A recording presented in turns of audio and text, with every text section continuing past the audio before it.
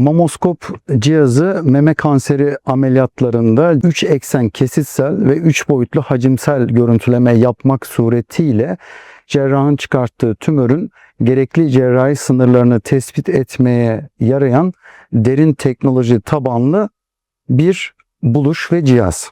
Ameliyata alındıktan sonra cerrah çıkarttığı tümörü memeden tamamen temizleyip temizlemediğini anlamak üzere dokuyu patolojiye gönderiyor. Dünya literatürüne göre 100 hastanın 30'una patoloji incelemesinden sonra hala memenizde tümör kaldı diye rapor geliyor.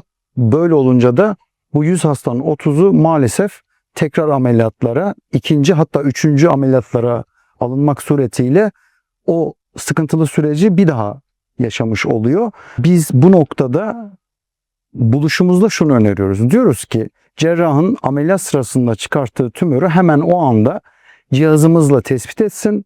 Gerekiyorsa tümör temizleme işlemine devam etsin. Eğer tam aldığından eminse, ki bizim cihazımız bunu zaten cerraha söylüyor olacak, hastayı kapatıp göndersin istiyoruz. Patent başvurularını biz yaptık. Hem Türk Patent ve Marka Kurumu'na yapıldı ulusal patent için, hem de Amerika USPTO ofisine patent başvurumuz yapıldı. Süreç içerisinde geliştirdiğimiz teknolojinin diğer alanlara da uygulanabilirliğini keşfetmeye başladık. Nedir bunlar? Meme dışındaki diğer tümör ve kanser türleri.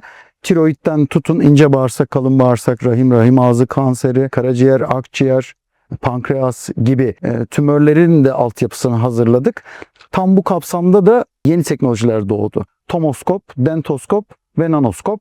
Tomoskop bahsettiğim meme dışındaki diğer kanser türlerine hizmet verecek. Nanoskop ile ise savunma sanayinden tutun metalurji malzeme sektörüne, havacılık sektöründen tutun biyoteknolojiye kadar sektördeki çeşitli alanlarda numunelerin iç yapısının çok detaylı analizlerine ihtiyaç duyuyor uzmanlar ve sektör temsilcileri. Dentoskop ise diş hekimliğiyle yapmış olduğumuz görüşmelerde öğretim üyelerinin talepleri doğrultusunda kendi çalışmalarında dişle ilgili görüntüleme analizi. Biz bununla ilgili yapay zeka destekli görüntüleme merkezimizin ilk fazını tamamlamış durumdayız. Bu yılın sonuna doğru sektöre görüntüleme hizmeti vermeye başlayacağız. Organizasyonlarda ve platformlarda 7 ödül almış bir buluş. Uluslararası Buluş Fuarı'nda en iyi akademik buluş ödülünü almış bir cihaz. Şu ana kadar TÜSEV'in teklifi ve Sağlık Bakanlığı'nın önerisiyle Dünya Sağlık Örgütü Halk Sağlığı ödüllerine aday gösterildi.